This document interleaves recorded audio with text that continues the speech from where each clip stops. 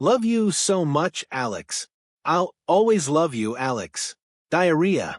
The Last Starfighter was not another space flick. It was the first movie to abandon miniatures for the full-on CGI dogfights, a bet that threatened to crash the entire production. But beneath the arcade sheen and starships, it was madness in pixels. The star we ended up with was not our first choice. Not by a wide margin.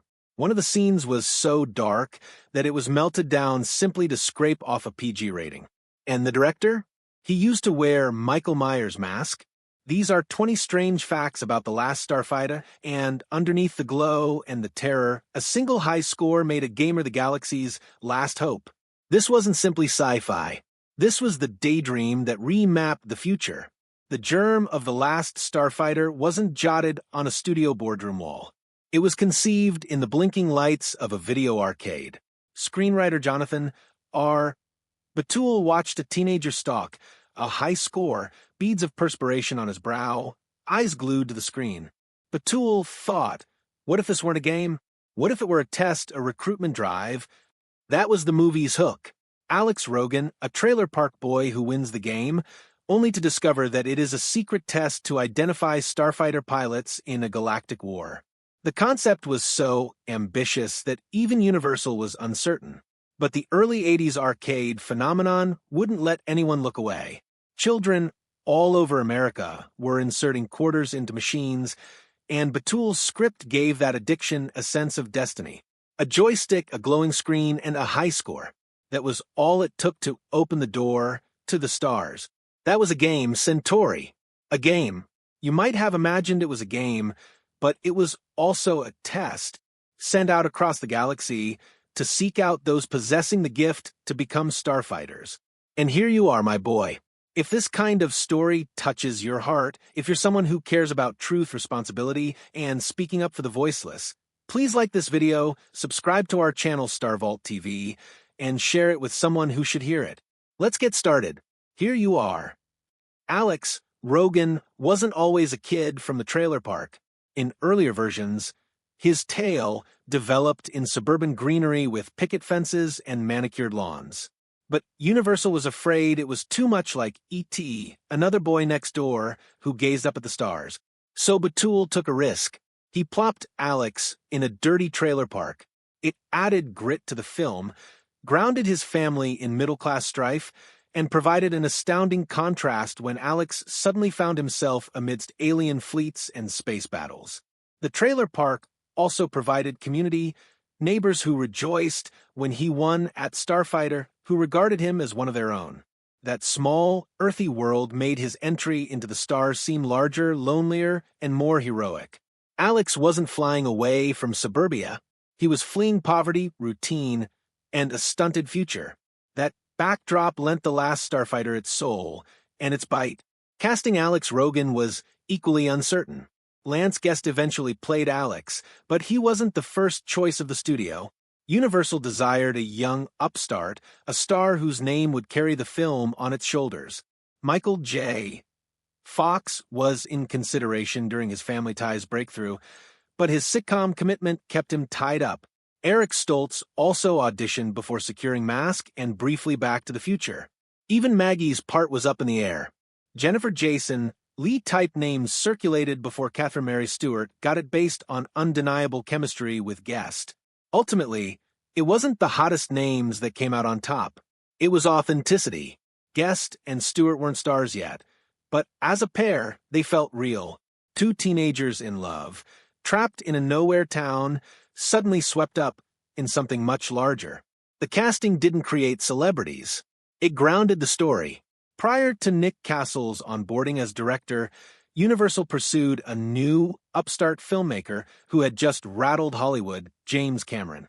Coming off The Terminator, Cameron was eager for his next big sci-fi script. For a brief moment, it seemed as though he would direct The Last Starfighter. But timing conflicted, and Cameron's vision drew him in another direction. Instead, he plunged into Aliens and the Abyss and left Starfighter to Castle. It's one of those delicious what-ifs. A James Cameron-directed Last Starfighter might have been darker, grittier, and more technically ambitious. Rather, The movie we received paired Nick Castle's fairy tale idealism with revolutionary CGI, a far cry from Cameron's signature intensity. History diverged at that juncture. Cameron constructed titans and abyssal aliens. Castle constructed a video game that reached the stars. Castle himself came with rare baggage. Horror aficionados knew him as the guy under the mask in Halloween. A friend of John Carpenter's in college, Castle became Michael Myers, the masked faceless killer, the figure in Shadows. But in 1984, Castle made his own jump from faceless horror to sci-fi fantasist. With The Last Starfighter, he traded Carpenter's Shadows for Starlight rendered on computer, demonstrating he could go from horror restraint to high-concept spectacle. It gave the movie its odd pulse. The man who once terrified audiences now crafted a story about hope, love, and destiny. In 1984, most space battles still relied on miniatures, model ships on wires filmed against star fields. The Last Starfighter threw all of that out. Instead, it gambled on something untested, full-blown computer graphics. 27 minutes of the film, nearly every ship and dogfight, was built inside a machine rather than a model shop. That computer was the Cray XMP supercomputer, of which there were only 6 on the entire planet. Each frame held more than 250,000 polygons, many more than ever before. So the Gunster seemed less like a string toy and more like a fantasy on the computer straddling the line between reality and video game fantasy. But the miracle teetered close to disaster. When animators attempted to render the Gunster's final weapon, its whirling death blossom, the computers all but gagged. The whirlwind of light trails and blasts drove the Cray to its breaking point, crashing again and again under the strain of its own hubris. Hollywood's hype touted it as faster and less expensive than models. Reality? It was fragile, finicky, and held together by threads. And yet against all odds, it functioned. That bet redefined the future of film, opening the door for Jurassic Park, Terminator 2, and every digital war scene since. It was not all futuristic polish. The villains almost stretched the PG rating to the limit. Zur, the ambitious bad guy, was supposed to demonstrate his ruthlessness in one horrific way, by brain-frying a spy with his scepter live on a giant screen.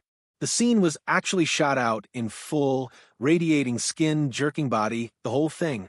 But Castle curtailed it to save the PG rating. The sequence was trimmed to almost nothing, just a flash of red on the victim's forehead.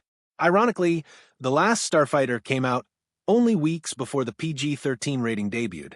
Had Castle waited, he could have kept the full scene intact. Instead, one of the film's most shocking moments was melted down into a Blink-Hinule miss-it shot. On the lighter side, Robert Preston's Centauri brought charm and gravitas. Written with him in mind, the character was Harold Hill from The Music Man reincarnated in space, a quick-witted salesman transformed into cosmic recruiter. For Preston, the part was special. It was his last theatrical role, a curtain call in Stardust. His theatrical timing provided The Last Starfighter with its pulse, bringing the CGI spectacle down to earth through old-school charm. When Centauri speeds away in his fancy star car, it wasn't merely a character exit. It was Preston's goodbye, a last bow from a Broadway legend. There were some other lost opportunities as well. Before he played Wesley Crusher on Star Trek, The Next Generation, Wil Wheaton nearly made his debut in The Last Starfighter. Typed as Lewis's friend in the trailer park, he shot some lines, but when the film opened, almost all of his scenes had vanished. Wheaton was reduced to a fuzzy background kid. 2 years later, he was hired for Stand By Me and then Star Trek. The kid lost in the cutting room floor went on to become a sci-fi icon after all. Fans longed to play the movie's arcade game, and Atari even went so far as to construct prototypes. But the 1983 video game crash-murdered the launch. The machines vanished, leaving only legend. 6 years passed before an NES cartridge reappeared under the Last Starfighter banner, but it was a vicious joke, a reskin copy of another game, Uridium. It turned into one of the biggest disappointments in cinematic history, a neon promise never kept. Nothing else went according to schedule behind the cameras, either. The beta unit, Alex's android duplicate, was intended as a hasty joke, but test audiences adored it. The producers built it up, presenting Lance Guest with a new challenge. By this point, he'd shaved his hair off, leaving him to wear an uncomfortable wig. The prosthetics were hot and